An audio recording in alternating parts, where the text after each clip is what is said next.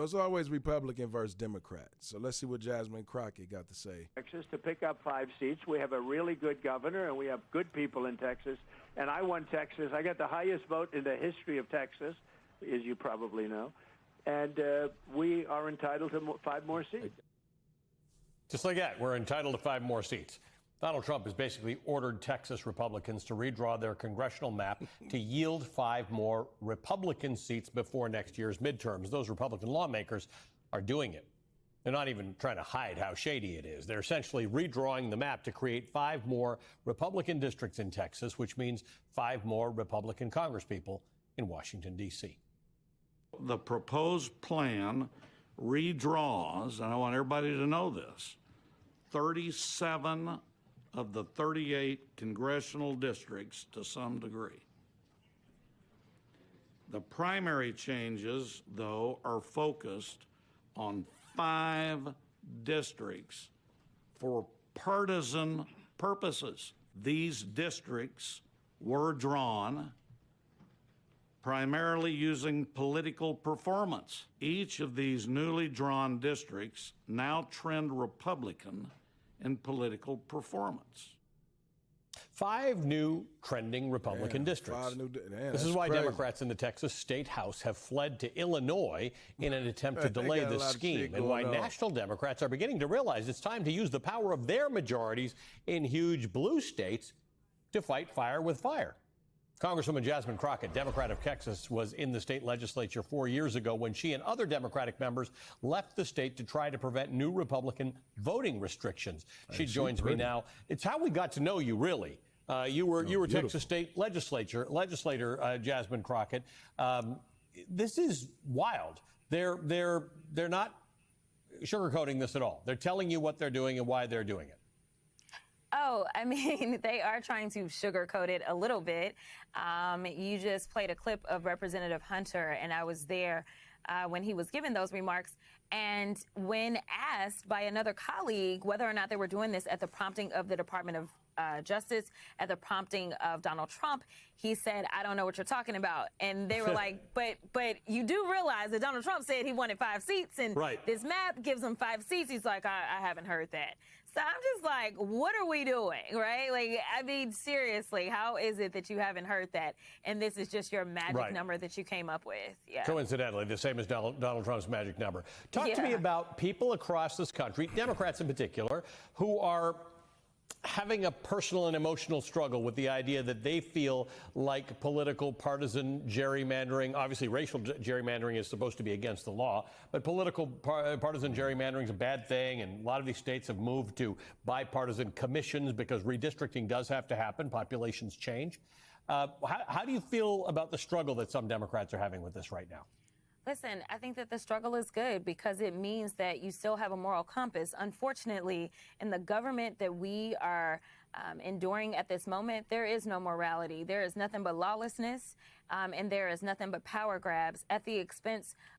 Do y'all think it's power grabs? Like, I don't know, man. Like, you know what's crazy? I knew when Trump got in the office, it was going to be a lot of this. I knew it was going to, but it's like, how long are they gonna like be mad? How long are they, I don't know, man. It's like at some point you gotta let shit just go with the flow, like I said, like, but I guess this is traction of so many innocent people. And if we are going to preserve our democracy in this moment, this is the way that we have to engage in this fight.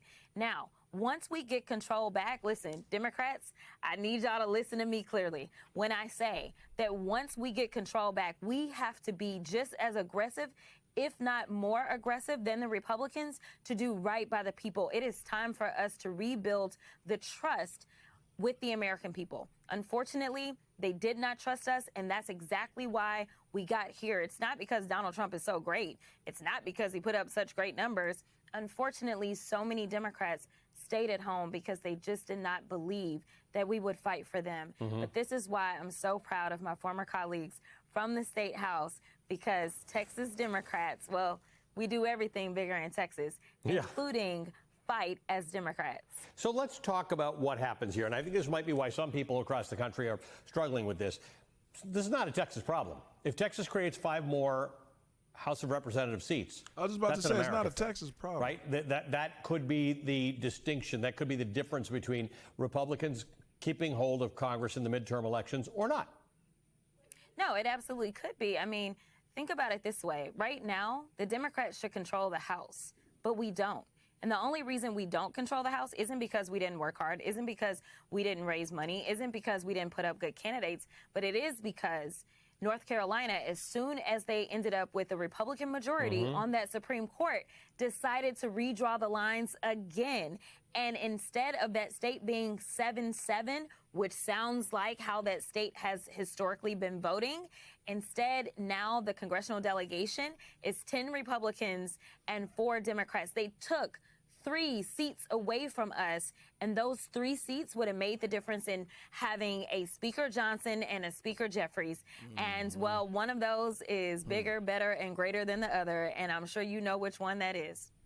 Let's talk about what the options are here. California is looking at an option that says, let's put this to a vote and let the voters say that they've got a right to do mid-decade redistricting. New York is ready to trigger a bill that says if somebody else does it, we can fight back. Illinois, of course, being particularly helpful to those Texas Democrats, who, by the way, Senator John Cornyn has asked the FBI to get involved and find, arrest, or bring back the Texas legislators.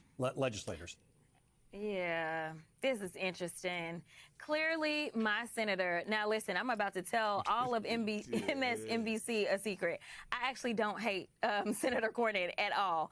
And right now, what we have is a senator who actually is a real Republican who's doing everything that he can to make it seem like he's a MAGA Republican so that he can get through his primary. But Senator Cornyn, this is not him. This is somebody that sat on our Supreme Court in the state of Texas. This is somebody who typically works in a very bipartisan way, unlike Senator Cruz. This is somebody who is literally doing everything that he can to hopefully get some of that MAGA base that is riled up to vote for our corrupt attorney general, because now I'm convinced the only way that you can succeed with MAGA is you got to cheat on your wife, you got to have some felonies hanging over your head, you got to do something that makes you a little saucy before they will.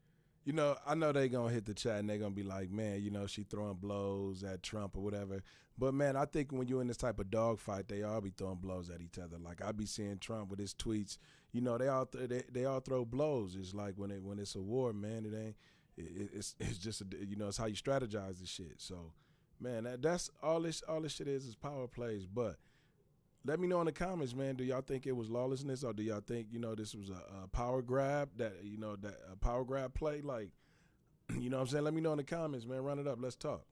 Get behind you, and that's exactly who A.G. Paxton is. And unfortunately, he is consistently leading in the primary polls on the Republican side. And so Senator Cornyn knows that the FBI can't get involved and ain't gonna get involved as it relates to some little civil situation that was signed off on by the Speaker of the Texas House.